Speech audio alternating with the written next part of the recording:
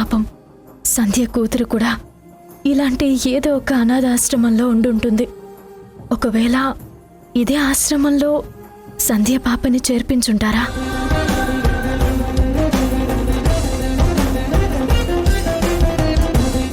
ఇచ్చుడు, నీకోసం ఎన్ని గిఫ్ట్స్ తెచ్చారో. ఏమండి, కేక్ కూడా ఉంది, చూసావా? సంధ్య పాపని ఈ ఆశ్రమంలో ఏమన్నా చేర్పించారేమో. ఒక్కసారి ఆవిడని వెళ్ళి కనుక్కోండి. అవును, చాలా మంచి ఆలోచన. ఇప్పుడే వెళ్ళి కనుక్కుంటాను. ఏమండి, కొంచెం ఇలా వస్తారా? మీతో చిన్న పని ఉంది. రావే. అను, ఈ కేక్ నచ్చిందా?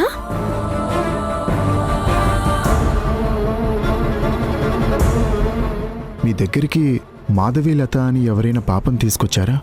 లేదండి, నేనొచ్చినప్పటి నుంచైతే ఆ పేరు గల వాళ్ళెవరూ వచ్చి పిల్లల్ని జాయిన్ చేయలేదు. 1 సంవత్సరం క్రితమే నేనిక్కడికొచ్చాను. అంతకుముందు స్టాఫ్ వెళ్ళిపోయారు. ఇప్పుడు ఇక్కడ ఉంటున్న పిల్లలు ఎవరి ద్వారా వచ్చారో డీటెయిల్స్ ఏమైనా ఉంటాయా? అవేమీ ఉండవండి. ఎవరూ లేని వాళ్ళే ఇక్కడికి వస్తారు. ఎక్కడైనా దొరికితే ఎవరూ లేరని కన్ఫర్మ్ చేసుకున్నాక మా ఆశ్రమంలో జాయిన్ చేసుకుంటాం. అంతేకాని అయిన వాళ్ళెవరూ పిల్లల్ని ఆశ్రమంలో చేర్పించారు కదా. అయినా ఎందుకు ఇవన్నీ అడుగుతున్నారు? ఏమీ లేదులేండి. రాజేష్, త్వరగా రా. అమ్మా, వస్తున్నాను.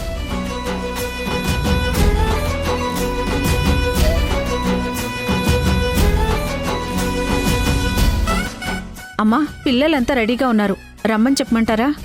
ఇంకా ఎందుకు ఆలస్యం, రమ్మని చెప్పండి. పిల్లలు,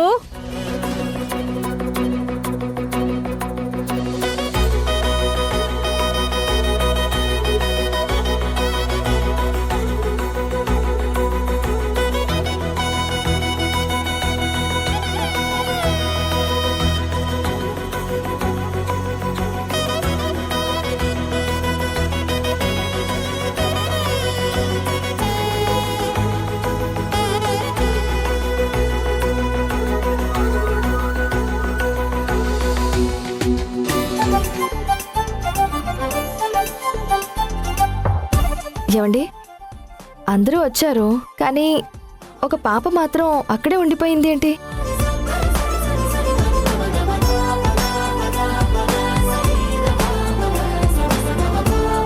తన పేరు భూమి.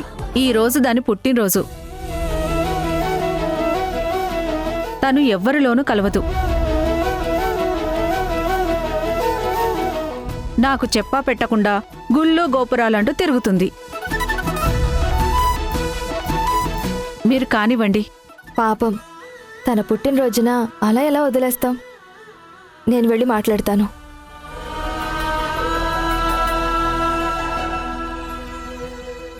ఇన్నాళ్ళ దూరం గుండెల్లో